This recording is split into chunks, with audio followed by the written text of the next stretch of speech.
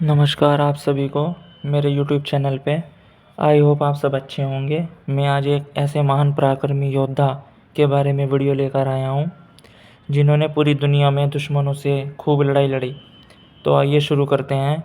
मैं बात कर रहा हूँ सम्राट पृथ्वीराज चौहान की। आज हम जानेंगे पृथ्वीराज चौहान की पूरी कहानी। वीडियो को एंड तक जरूर देखें। पृथ्वीराज चौहान एक ऐसे शूरवीर योद्धा थे जिनके साहस और पराक्रम के किस्से पूरी दुनिया के इतिहास के पन्नों पर स्वयं अक्षरों में लिखे गए हैं। वे एक आकर्षक कदकाठी के योद्धा थे जो सभी सैन्य विद्याओं में निपुण थे। उन्होंने अपने अद्भुत साहस और से दुश्मनों की धूल चटाई थी। उनकी वीरता का अंदाज़ा इसी बात से लगाया जा सकता है जब मोहम्मद गोरी द्वारा उनके बंधक बना लिया गया और उनसे उनकी आंखों की रोशनी भी छीन ली गई। तब भी उन्होंने मोहम्मद गोरी के दरबार में उसे मार गिराया था। पृथ्वीराज चौहान वंश के क्षत्रिय शासक सोमेश्वर और कर्पूरा देवी के घर साल 1149 में जन्मे थे। ऐसा कहा जाता है कि वह उनकी माता पिता की शादी के बाद पूजा पाठ व मन्नतें मांगने के बाद जन्मे थे।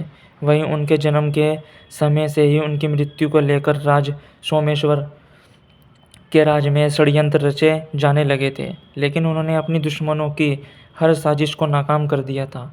उन्होंने सरस्वती कथाधारण विद्यापीठ से शिक्षा प्राप्त की थी, जबकि युद्ध और शस्त्र की विद्या अपने गुरु श्री राम जी से प्राप्त की थी। पृथ्वीराज चौहान बचपन से ही युद्ध कला साहसी कलाओं में निपुण थे। पृथ्वीराज चौहान ने शब्द भेदी बाण चलाने की प्रक्रिया सीख ली थी, जिसमें वह बिना देखे आवाज़ के आधार पर बाण चला सकते थे। उसी सटीक निशाना लगा सकते थे। पृथ्वीराज चौहान के अद्भुत साहस और वीरता के किस्से हर तरफ थे। पृथ्वीराज चौहान पंजाब में भी अपना सिक्का जमाना चाहते थे, लेकिन उस दौरान पंजाब में मोहम्मद शाहुद्दीन गोरी का शासन था, जिसके बाद पृथ्वीराज चौहान ने अपनी विशाल सेना के साथ गोरी पर आक्रमण कर दिया। इस हमले के बाद पृथ्वीराज चौहान सरहिंद, सरस्वती और हांसी पर अपना राज्य स्थापित कर दिया। बाद में पृथ्वीराज चौहान ने अकेले मोहम्मद गोरी का मुकाबला किया, जिसके चलते मोहम्मद गोरी बुरी तरह घायल हो गया और बाद में मोहम्मद गोरी की इस युद्ध को छोड़कर भागना पड़ा। हालांकि इस युद्ध का कोई निष्कर्ष नहीं निकला। यह युद्ध सरहिंद के किनारे के पास तराई नाम की जगह पर हुआ था, इसीलिए तराइन का युद्ध भी कहा जाता है कि चौहान ने गोरी को युद्ध में 17 बार पराजित किया था और 17 बार उन्होंने उसे जीवित ही छोड़ दिया। साल 1192 में अपने मजबूत सैन्य बल से गोरी ने फिर से पृथ्वीराज चौहान पर हमला कर दिया। वहीं इस बार पृथ्वीराज चौहान अकेले पड़ गए। युद्ध में गोरी ने चौहान और उनके मित्र चक्रनदाई को अपने जाल में फंसाया और उन्हें बंधक बनाकर अफगानिस्तान ले गया।